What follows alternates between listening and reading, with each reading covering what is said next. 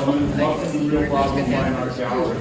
I'm Carrie Chapman-Guston, I'm your current Arts Council President, and it's an honor to have you here today. Our guest artist has lived here since 2020, and she moved from Santa Fe, our big art city up north. She studied with master quilt maker Ruth McDonald. Please give a warm welcome to Yadi Flannery.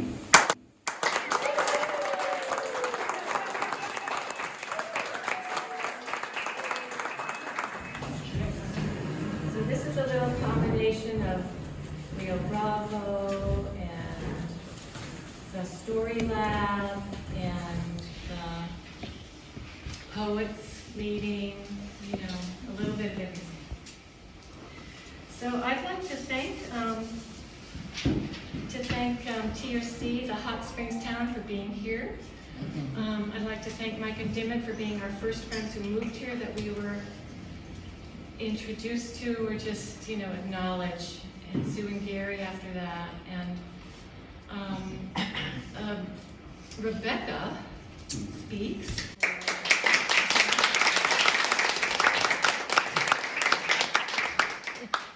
For everything and everything.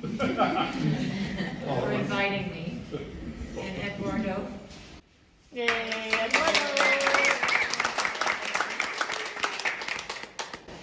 And Bear.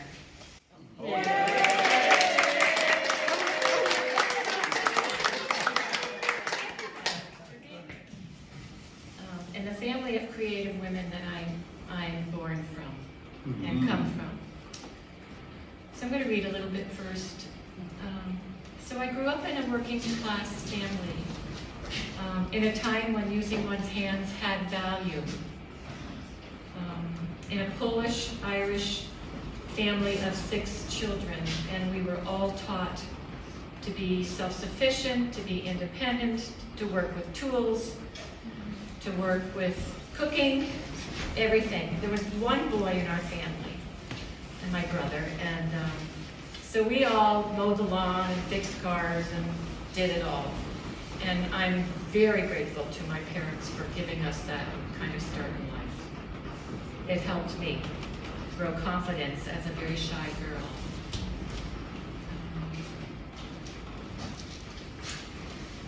My same-age sister and I had free access to the sewing machine in our downstairs room that my 2 oldest sisters lived in and had gone away, left home. And we were supported by my mother completely in our creative endeavors. We made embroidered clothes, knitted clothes, crocheted clothes, cloth clothes for our trolls and our dolls and our animals and the mice we found outside that we decorated, and little alphabet books for my nieces and nephews. And cloth was what I was really drawn to, textiles and cloth. And my mother would buy all the fabric we needed from discount fabric stores. And Martha and I just created. I started to sew when I was 8. We made all of our own clothes, she and I. It was the hippie generation, so it was bell bottoms and little blouses and, you know, things like that. So I grew interested in piecing because of fabric, and I was very interested in the early American culture, kind of living off the land, people who were self-sufficient, who made things with whatever was in their environment. And that really attracted me to quilting, the art of quilting. When I started sewing, like the clothes, I also made for my dad. Bear's modeling this vest and tie.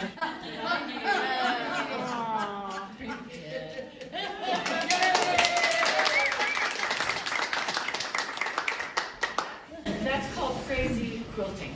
And you use any kind of fabric, any kind of shape, and you make it work.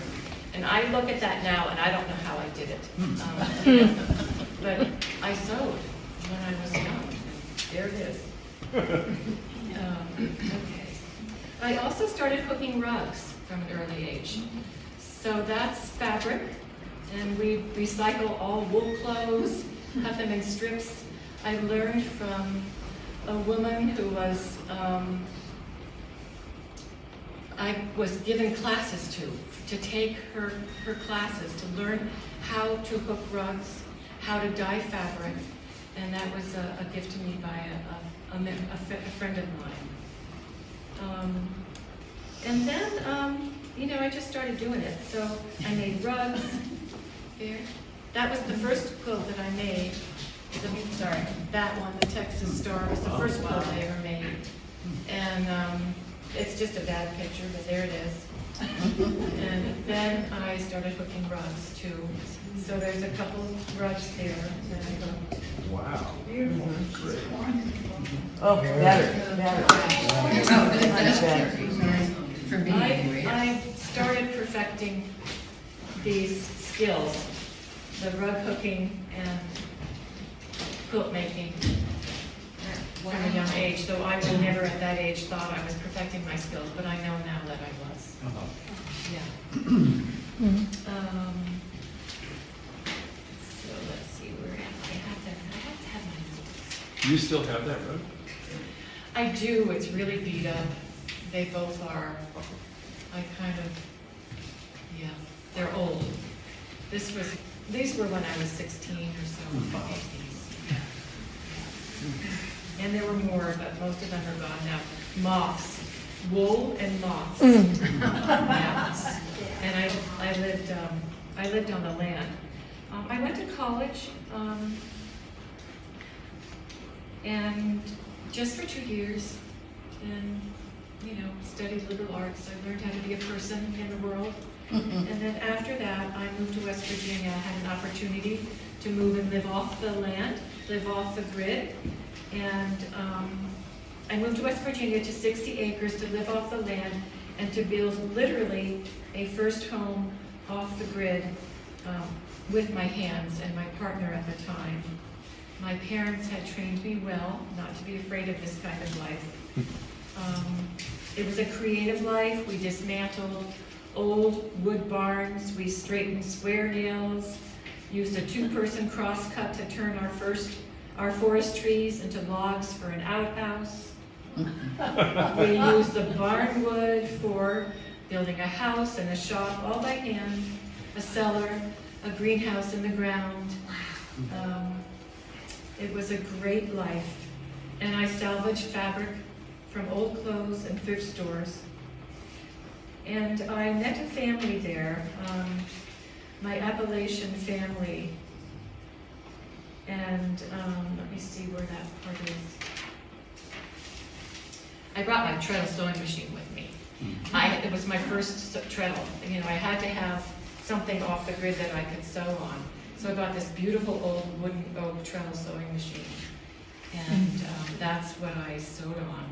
And I met an Appalachian family, a beautiful hillside family that came down and supported me on my creative art. And Desi and I, we cut patterns and templates from cereal boxes. We used everything. And she would bring down little pieces of fabric because they lived in poverty. I was kind of living in poverty myself. And we cut fabric together and we sewed on the sewing machines and we made pieces together. And it was such a sweet part of my life, my hillfolk neighbor there. I lived for 6 years in West Virginia doing everything I wanted to do. I worked for a while. I worked making chair seat covers out of rush and weaving them for a business in town. Fabric. And I taught neighbors how to dye fabric and make rugs. And I also worked at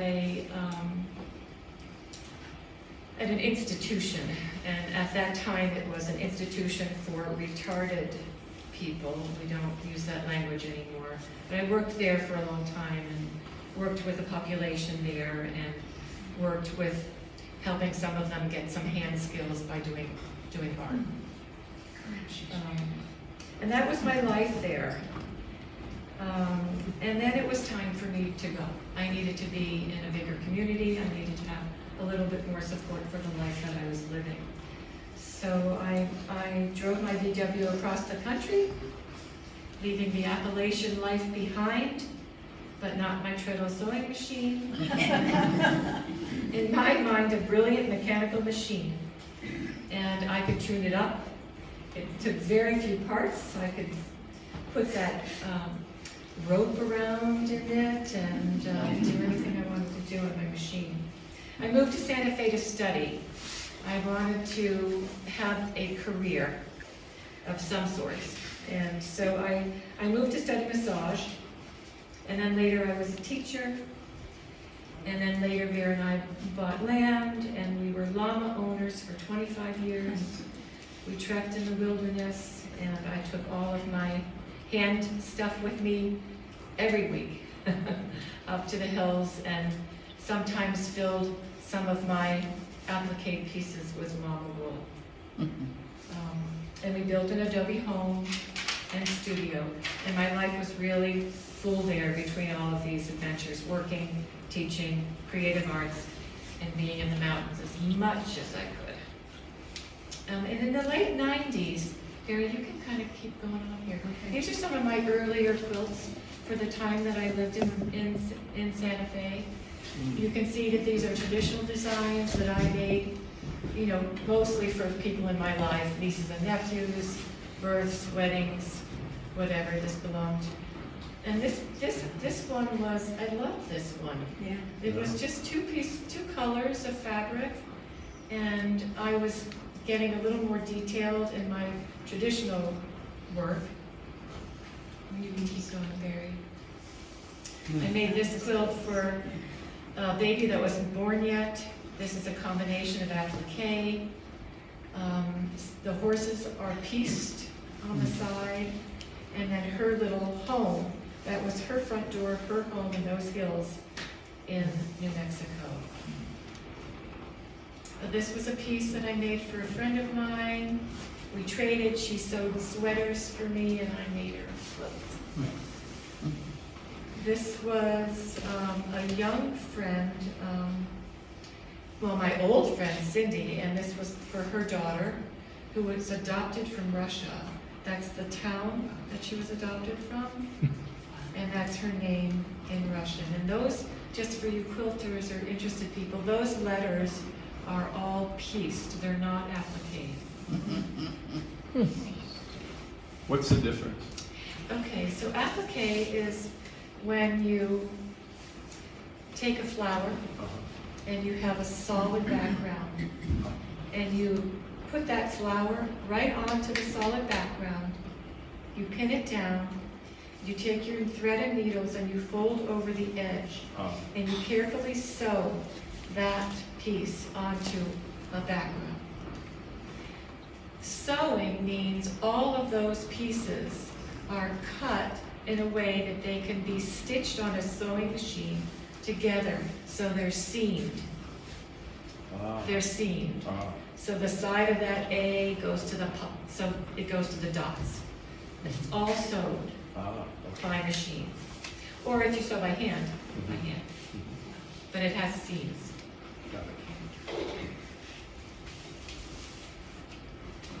That's an early on one for me. Best picture I had. This is a combination of applique in the middle, and this is my little Hawaiian, well, we call her our goddess daughter. And so I made this quilt for her when she was a girl. And it's got some Hawaiian themes in it to it. The rest of it is stitched on a machine. The center is applique.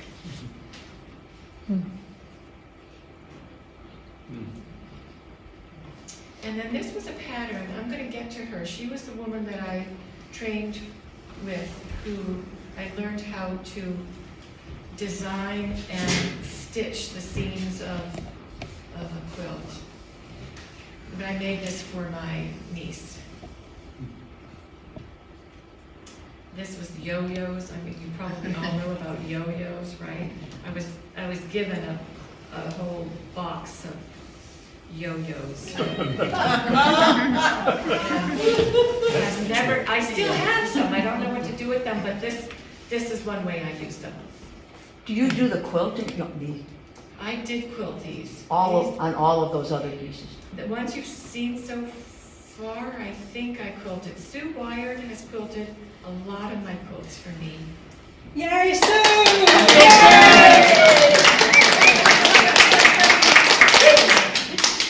And then 2 other women from Santa Fe have quilted quilts for me.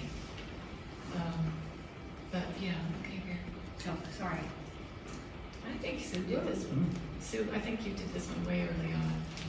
So this is another early one I sold at a little, neighborhood craft fair. This one, Sue sold this for me. So this was, I'm starting to get a little bit more interested in different shapes. I love the hexagram, and I gravitate to this one a lot. This is called a stack and whack. It's not really a pattern. You just use a triangle, basically, and you cut 6 pieces of the same part of the fabric to create each little mandala that you see here. And so that fabric looks completely different than what it turned out to be. Yeah.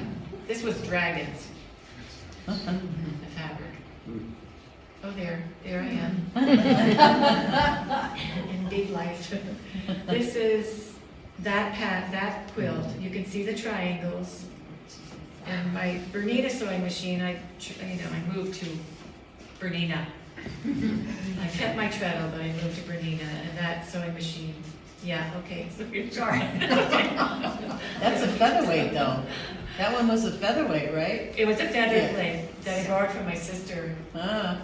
And it wasn't as easy to work with as the treadle or Is that the right? Bernina.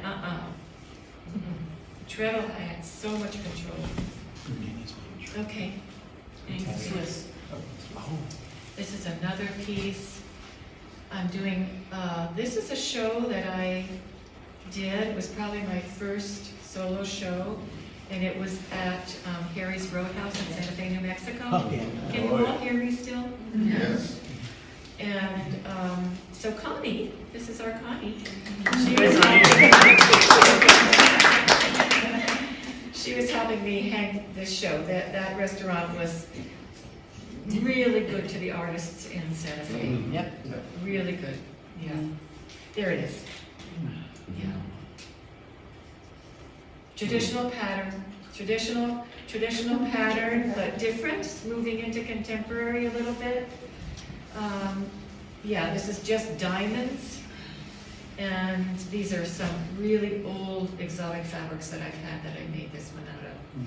Beautiful pieces. Whoa. Yeah. Yeah. Really fun. About how long ago was that? Just to give us a. Oh gosh, how long ago was this? Was it around 2000? 90s. Or Maybe 20 years Yeah, ago? 90s, maybe 80s. 90s, Yeah. 2000 maybe? Yeah. Yeah. Bear was taking a lot of photos of me then, so that's what you get. And Is they're that good. Martha in you? That's Martha. Yeah, she's in my studio. My family would come into my studio a lot. I like that. And you'll see photos of my mother in the studio with me. Those are Snoopy pajamas. Yes. Good eye.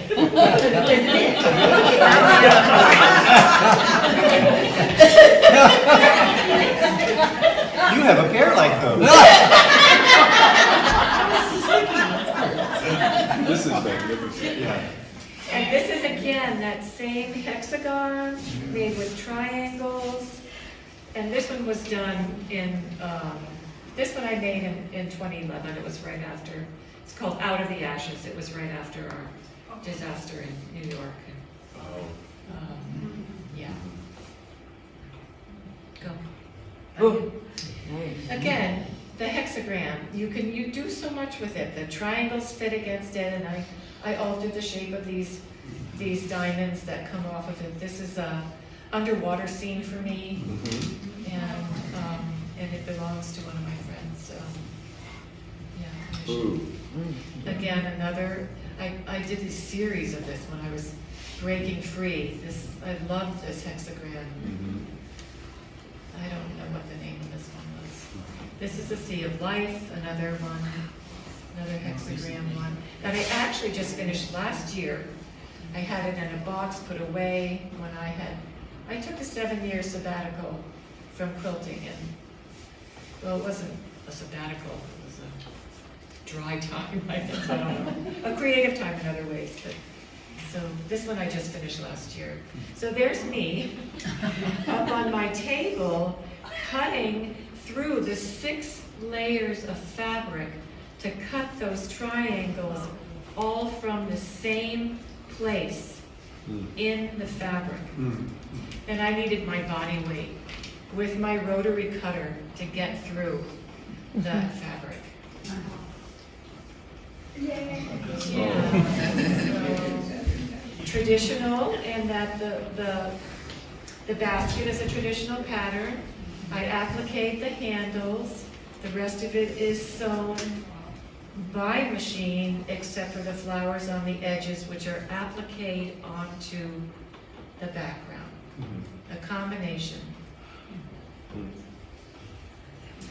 Oh, and yeah, I made a big quilt out of that. So there's Olcha, that's my mama. Nice. And this was at a show, and of course she had to, my mother loved you to take photos of her. Loved it. So there she is. Okay. And that's the finished quilt, the big finished quilt, of the same of the small one that I did. This is grandmother's flower garden. Baskets. Baskets. Yeah. Baskets. Thanks. Okay, so this is again the hexagram, and a different pattern. It's all exactly the same piece. It's not a triangle, it's a kite shape. If you look at one of those pieces, it's a kite shape. And that piece is that template is used for every single piece in here, the kite shape. They're tessellating is a word for it for the mathematicians. They tessellate, which means they fit into each other in every way. So there it is, part of it finished and quilted by Sue Byard. Beautiful last year. And I have, go ahead, Mary, because I have the next one. And you can keep going. Oh, I guess it's not in here. Well, I have it on the back table, the finished one. Okay, so here we go. I'm going to move into the next stage of my work, which was, I wanted to explore, I wanted to design blooming things. I wanted to design blooming things and flowers. I wanted to learn pattern making. I wanted to abstract from a photo.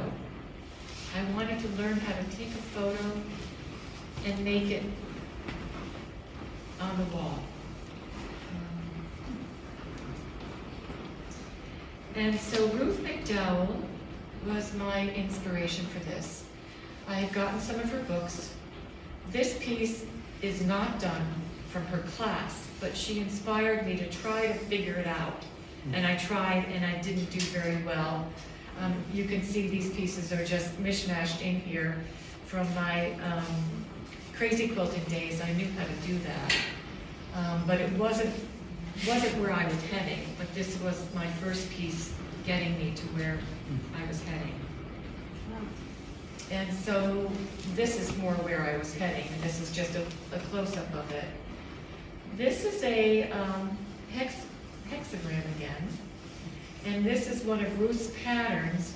She kind of abstracts flowers. This was one of her St. John's wort flower pictures, and this is me putting this. I learned how to inset a hexagram into a solid background, so I learned that, which is a great sewing piece. And then I just did 4 pieces and then did my own design around the outside. And these were kind of breakthrough quilts for me. Pretty exciting time for me. Yeah, Oh, no. it opened up a world of possibilities, and I learned how to do Columbine. what I wanted to do. This is the Rocky Mountain columbine. It grows on hillsides everywhere in Colorado. There took lots and lots of photos of this. This is a close-up of the finished piece, which she's showing you now. Oh. There. So I designed this one, and it was true. Everything Ruth taught me became true, which was that I could do these long, this is all sewn, there's nothing applique here. It's all stitched. It's not laid on top. So I stitched all those little beautiful pieces of columbine on my sewing machine after I designed it and made my pattern. Pattern is essential in order to make a piece to lie flat, and that's what I was shooting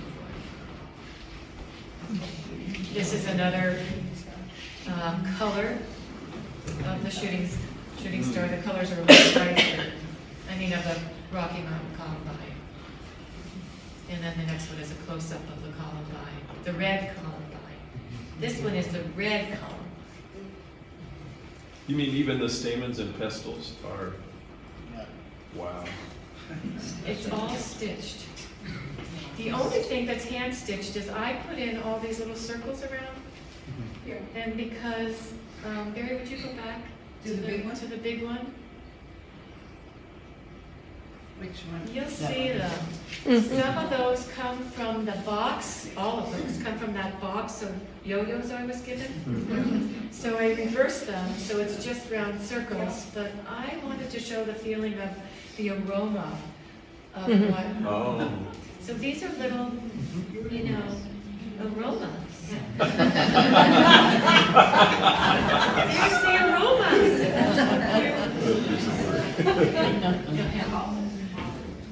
Aromas. Okay, so this was my 3rd design, I think, of Ruth's method. I drew this from a photo of the, and I abstracted them. So this is like an abstraction or a simplification of what a datura flower would look like. And then I put it together, and I started putting white fabric up on the wall, and I just couldn't make it work for me, and the reds. They wanted red, so I have renamed this the Blushing Datura. And again, with aromas here, as close up.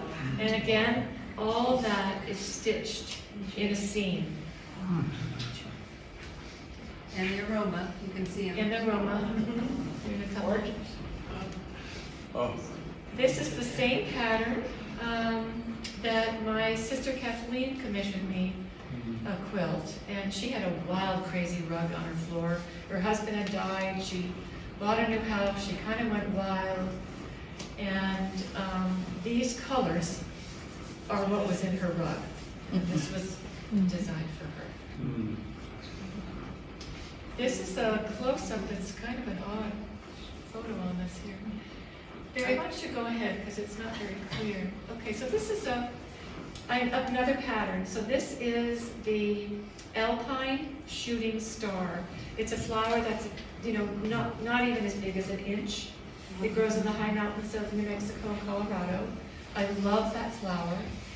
And I designed, go ahead, Barry. This is the quilt.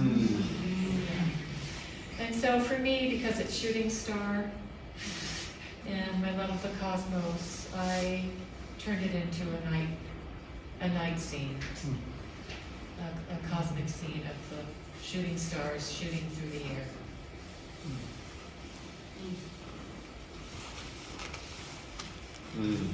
This one is probably my most complicated, one of my most complicated pieces.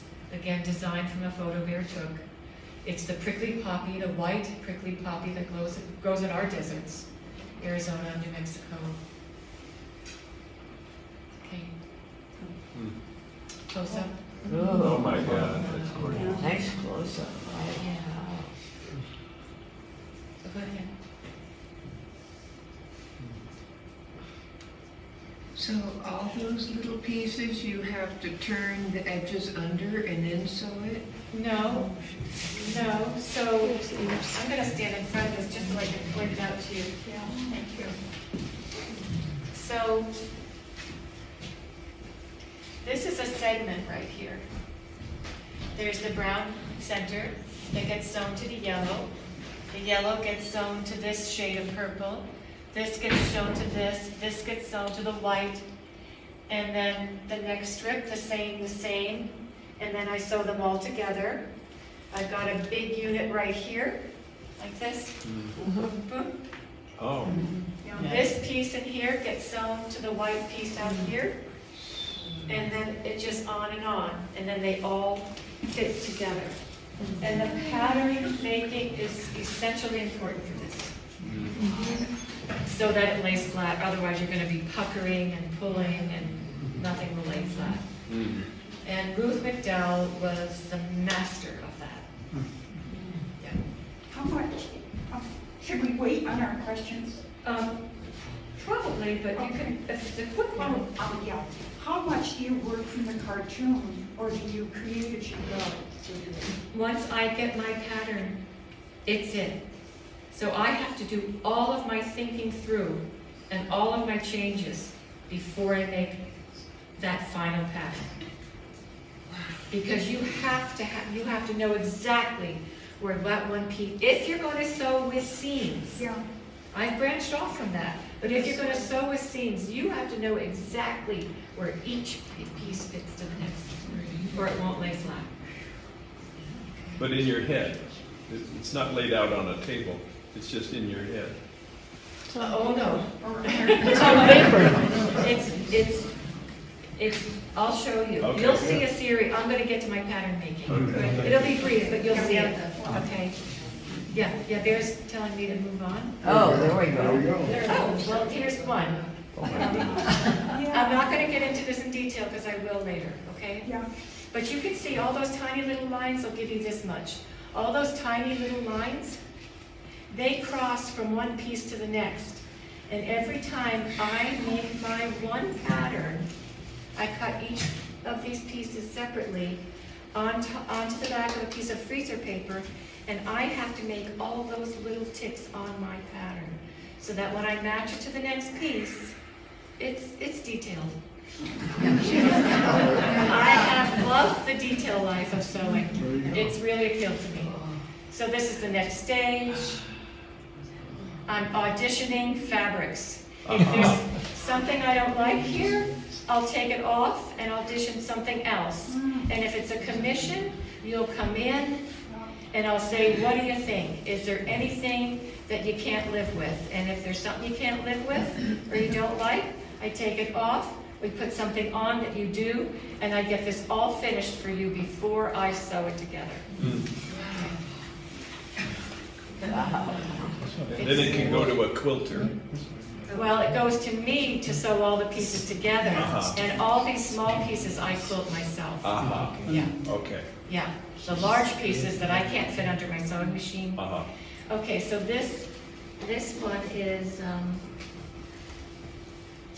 can I read you a little poem? Yeah. If you'd like. Okay.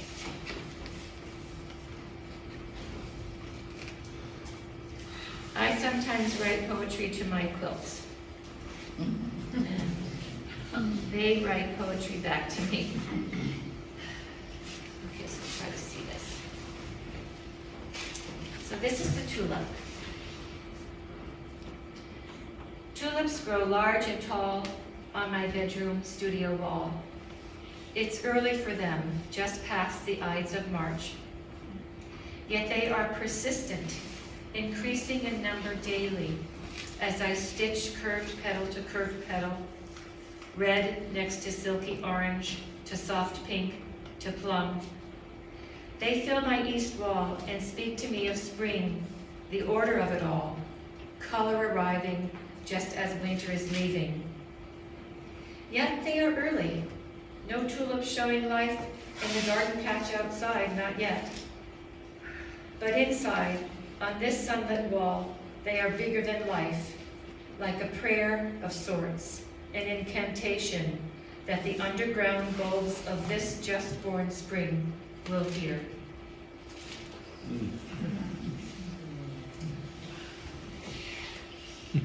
There. Okay. Oh, that's me on my pattern. Oh. It's not quite finished, but tulips talked to me, so I brought some in from outside, from Trader Joe's. And then this is the finished piece.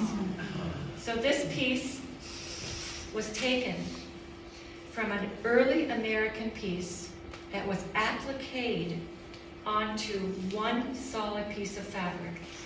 The flowers and the stems were all appliqued onto it. And it was falling apart, and I was really into pattern making. And I thought, I wanna make a pattern so I can stitch it on the sewing machine. So I put that big quilt on my wall, put paper over it, and started drawing a pattern, which I then made. And this is completely, entirely stitched, and you'll see this quilt on that too. And this was quilted by Lynn Horpedahl in Santa Fe. She was a kind of a wild free motion quilter, and I love what she did. Tulips. Gorgeous. Yes, Back. that's the back. Oh. That's the back. This is from a show. That's the back. This is the back, this is the back of This the is the other one? back. You could slip this over on your bed, and you have a, Okay.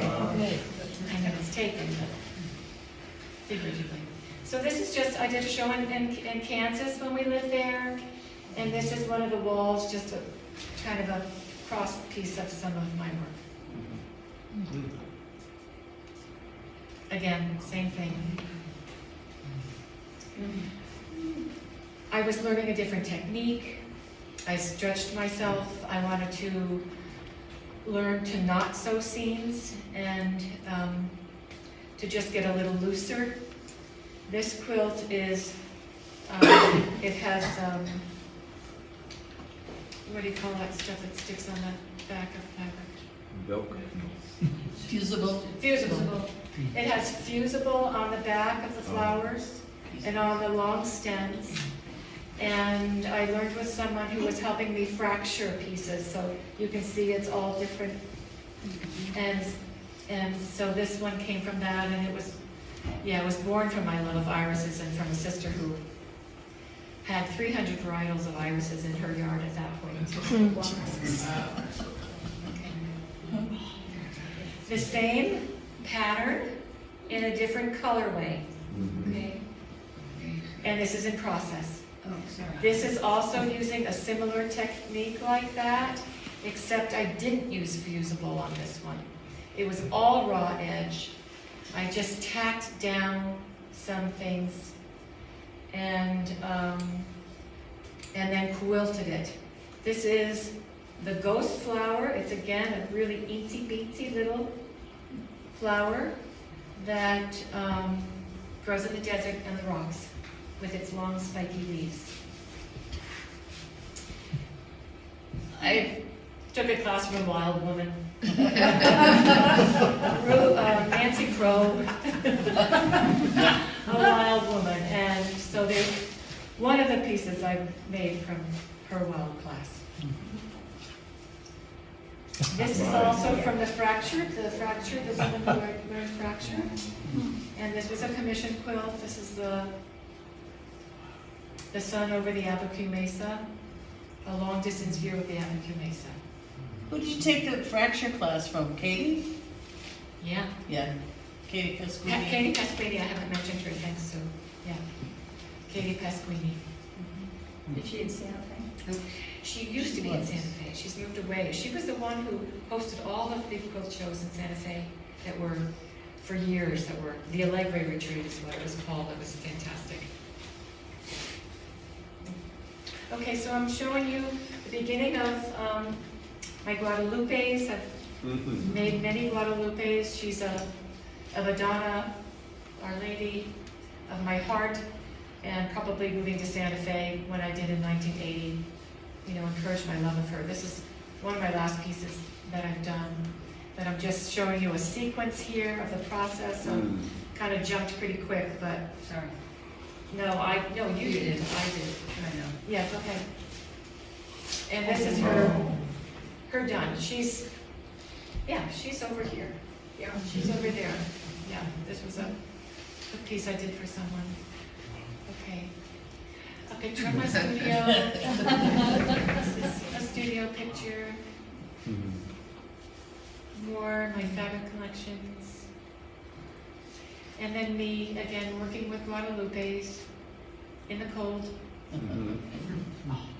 This is one. I'm just going to go through a sequence of some of them. They've been something that I've had many requests for Guadalupes.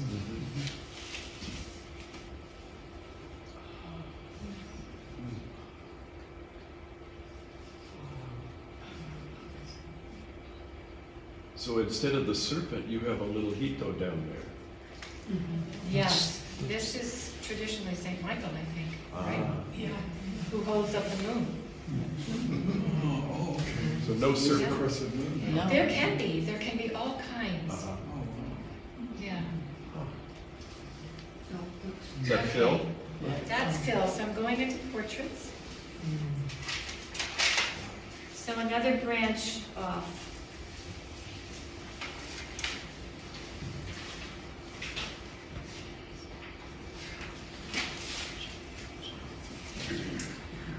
You were seeing me in a studio that I had in Kansas.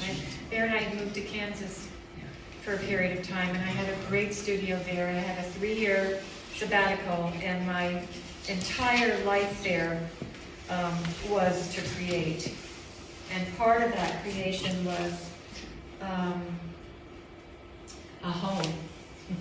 We bought a whole farmhouse that needed a lot of work, so we worked on that house, and I wrote poetry. We had a poetry group there. We worked on the house. I made quilts. I sewed. I designed. I had a solo show there, and I just had a lot of fun. And I am going to show you my portraits. Let's see. I make sure I'm in the same order as my slides. Yep. Oh, good. Okay. So here's my pop. My mom was sick. My mom was sick. And she thought she was dying. We thought she was dying. And so she started talking to my dad a lot. And I started talking to my dad a lot. And I had this desire to do portraits. And I woke up one morning from a dream, and I knew that the first portrait that I was going to do was going to be of my father to give to my mother in this time of her life. And Barry? Yeah, sorry. It's okay. So this is what came from that. I designed big, I drew him on paper, one of our favorite photos of him. I put them all up on my design wall, decided on the size, and it's not this big. Oh, it's over here. Yeah, it's back here. here. Yeah. So you'll see it. So this is my dad. And then a couple years later, my mom lived very well, happily. And I thought, Bear took this great photo of my mother, and I thought, oh, I want to do her. And so this is her face, and the next one, oh, this is her eyes. It is such a pleasure for me to do portraits. It's absolutely a pleasure. And if you'll indulge me, I'll read you one more poem. Oh, yes.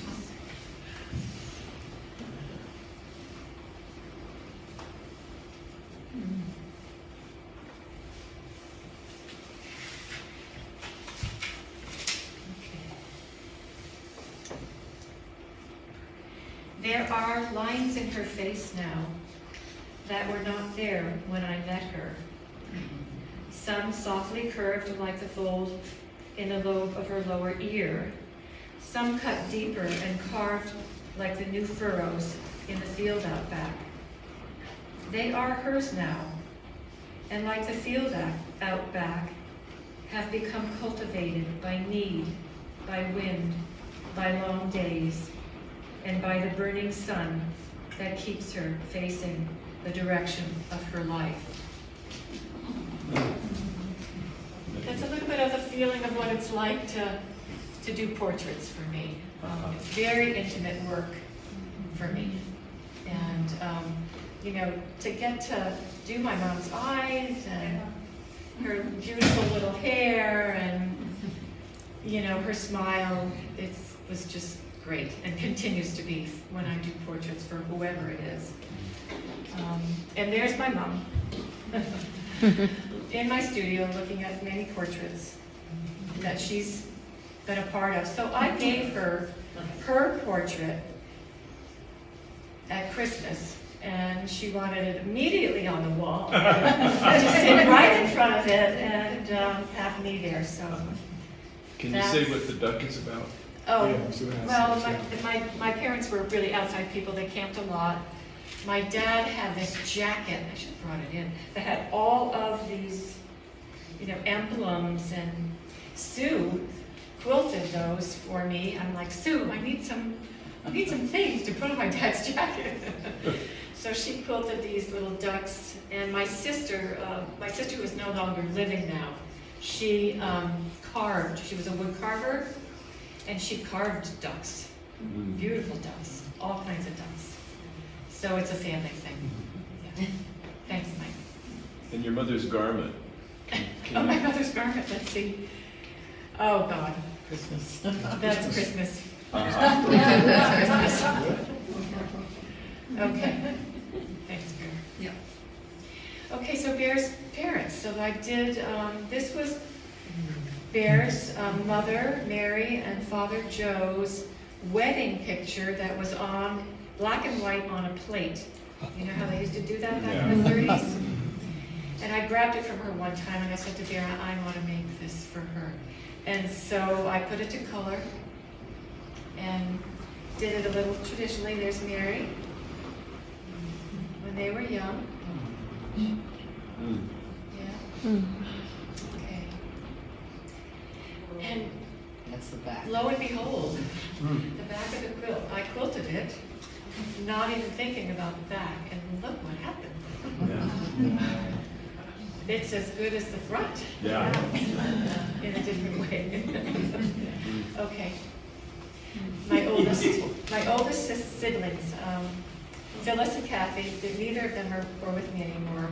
I made this for Kathy after I made that quilt for her that she commissioned me for. I wanted to give her something, so I got these two, this old photo, which was sepia. There wasn't really not any color in it. And I printed, so I started printing faces on fabric. The faces are printed, the arms and the legs are printed on fabric. The rest of it, I made the pattern for, like I've talked with you about. And that's them. And this is my Bear when she was like 4 or 5. And she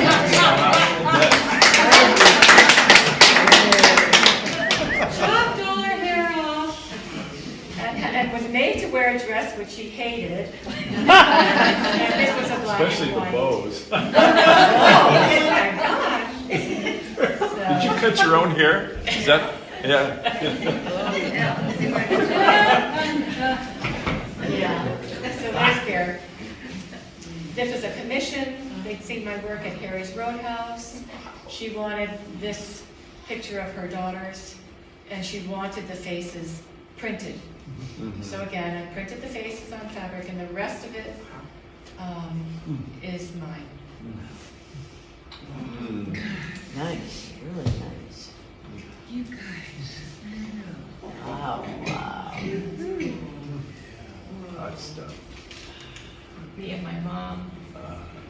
picture she got in the slideshow.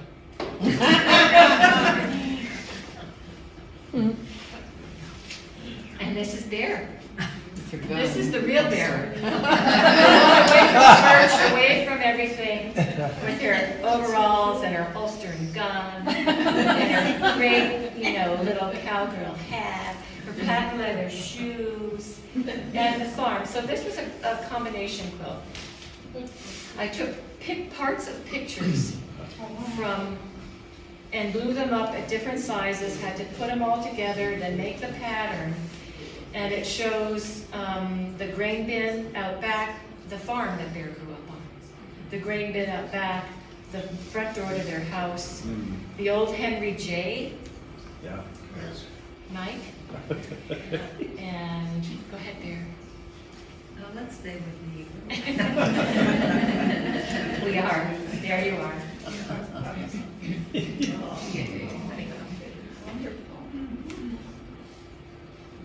Henry J. Uh-huh.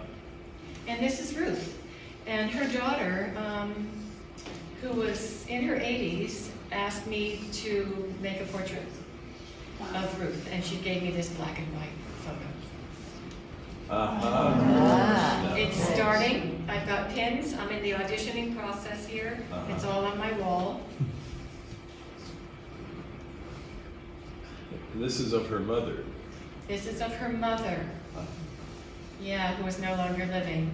And this is the finished piece. So it's the straw hat, and she was sitting in front of the ocean in this chair. This was her spot.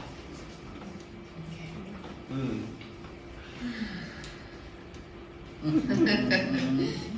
A self-portrait with a printed face. This is my sister and a friend of hers up in the mountains.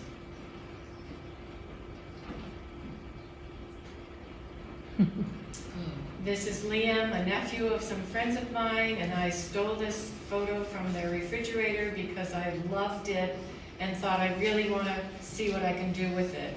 Bungee jumping, so he's got on his little, rain jacket. I think they were in Costa Rica, and his little protective helmet for bungee jumping. This is Liam. And I was working more with thread for detail.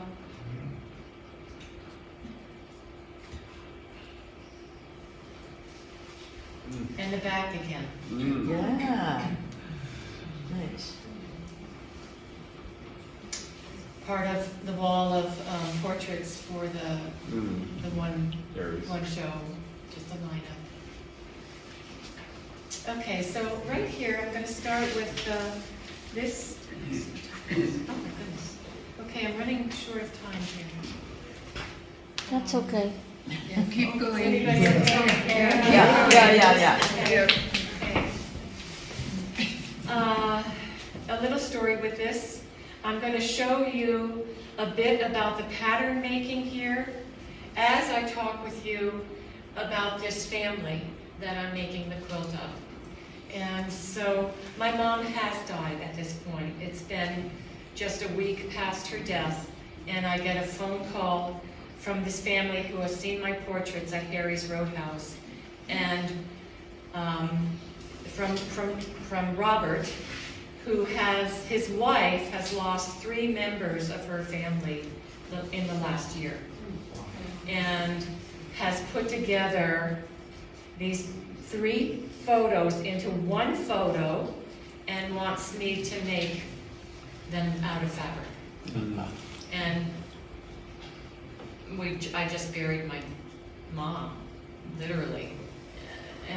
But the story, you know how things come to you. So I sat in my studio with my mother's quilt of my mother and talked to her about this.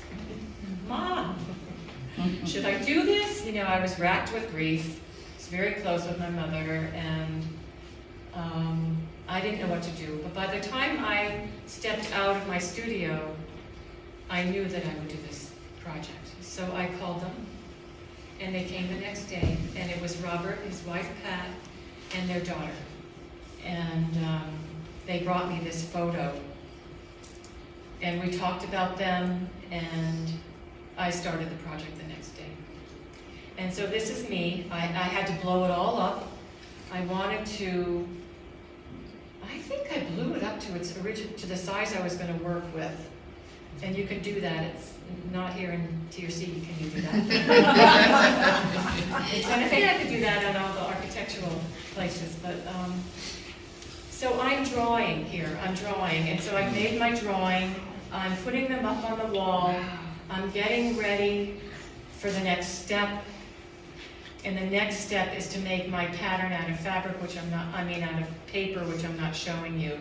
So I lay my paper over what you just saw, and then I cut all the pieces of my pattern. And I don't cut them all at once. Whoever I'm working on, whatever part of the body I'm working on, that's when I cut my pattern out, because this is not stitched and sewn. This is applique. So all of these pieces have a fusible behind them. So all I have to do is put them up on the wall, pin them in place, get Everett is made from, Everett and Paul are both made from my mother's clothing. Oh, wow. Yeah. And Everett, what a guy. And yeah, I fell in love with them. And then Paul's next. So I'm just working with them here. There's Genevieve, so mother, father, and son Paul. Paul is the brother to Pat, and her parents. And I'm just fussy cutting her, trying to get her right. I worked on her for a while, trying to get her right. And now I am quilting. It's off the wall, and I'm quilting under my Bernina, my trusty Bernina. And this is the finished piece.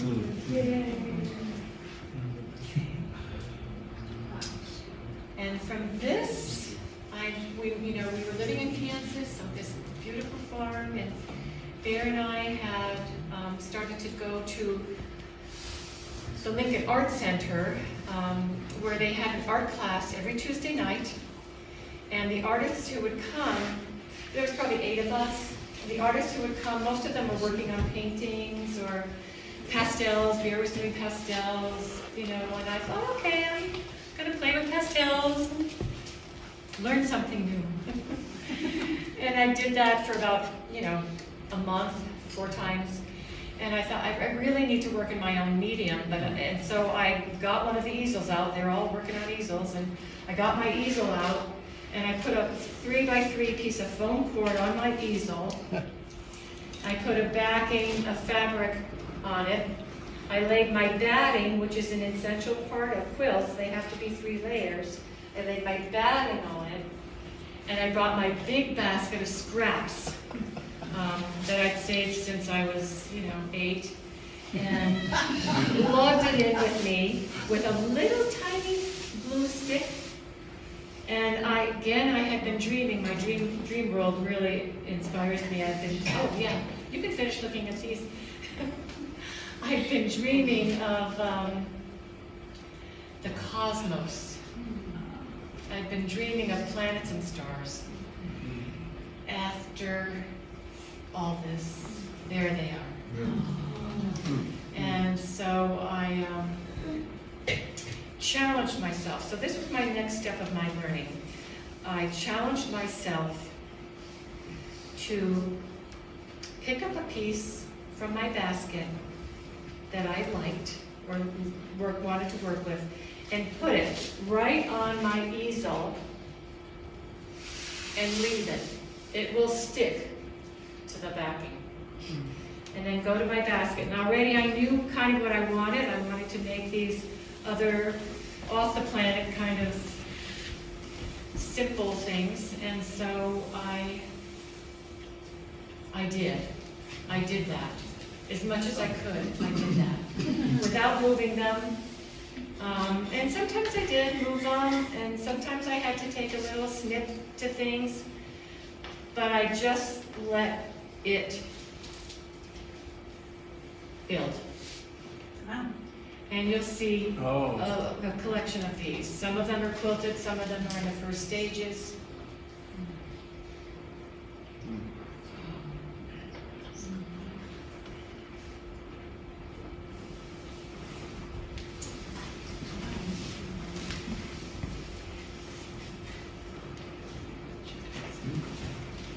These are really little. Those here are just teeny tiny, really little.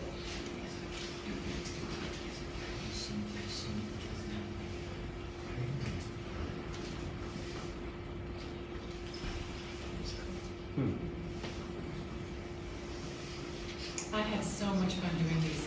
It was very freeing for me. I got away from, you know, my 5 planets in Libra, and just started like, so these, they're all on my wall because I'm getting ready to do a show. So I did a show again at the Lincoln Arts Center with my friend Nancy. Jessie is her artist name, and she and I were collaborating. She does abstracts and simple pieces, and I'd send her photos, she'd send me photos, and we started to inspire each other, and we both had work at the show together. Yes. Okay. And then this is the last bit. It's again, these pieces are inspired by, what's her name? Jean Laurel, I think is her name. She was my first quilt book from 1973. And this is, she worked with these old, hand crocheted pieces that you can find all over this country, and many of them come from outside of this country. And so, and I've been gathering them since I was little. So I started putting these together in these kind of, again, kind of a celestial garden type thing, and doing some little beadwork and, playing and having fun. And yeah.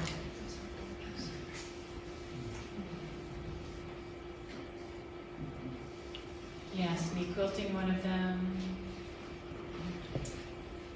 And this one I donated to the Lincoln Arts Center.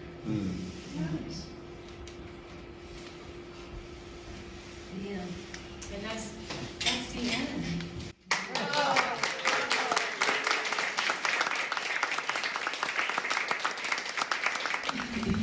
Thank you. The photo transfer that you do to the material, what is the process and what is the longevity of it? Yeah, good question. Thanks. I don't know about the longevity. Okay. I just know that women are doing this everywhere. Okay. Women and men who quilt. And I just assume there's a longevity. I hope there's a longevity. I don't know. Okay. But how What do I you do know is you cannot have these quilts in direct sunlight. And I also know that there's a spray that you can spray on fabric that prevents the refracted light from fading things. And that's really important. Yeah. Thank you. But the process is just simply putting them in a printer. You get the fabric, it's already on something, and you just lay it in and print on it. Yeah. It's a simple. It's a fairly newish process. So there's a website called Spoonflower. You can send them digitally, photos, and they'll print them. And they'll last. I mean, but we don't. It's a fairly new process, so we don't know. So what's your creative edge right now? What are you doing? Good question. My creative edge right now is doing a little remodeling on my studio. So I'm dismantling everything, and it'll be a little while before I can get back into it.